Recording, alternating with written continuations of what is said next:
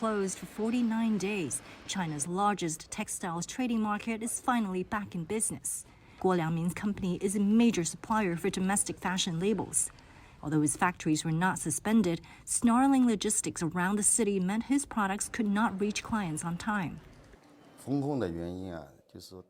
The closures made it difficult to communicate with clients and move commodities. But our biggest challenge is selling for the spring and summer seasons in 2023 because we are behind schedule on design and production. Guo says they're fighting to regain lost ground after earlier closures forced many retailers to shut. And whilst the lead up to the Lunar New Year is usually a busy time for the industry, many workers have already gone home. They joined a government-organized evacuation last month to escape lengthy quarantines. Now, as China relaxes COVID rules, companies are scrambling to avoid a manpower shortage. Others are looking for new ways to find customers. We are starting to upload videos on social media.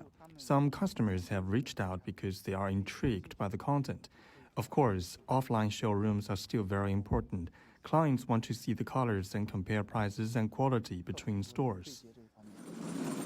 It's a far cry from the heyday of when 80,000 people roamed these floors on a single day.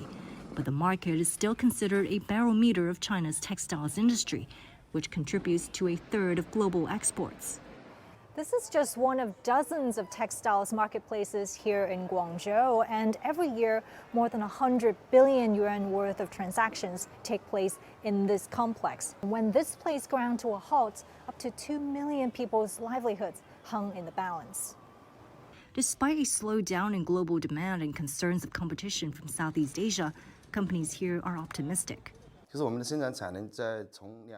We actually raised our output by 50% since 2020 because we were confident in the Chinese economy.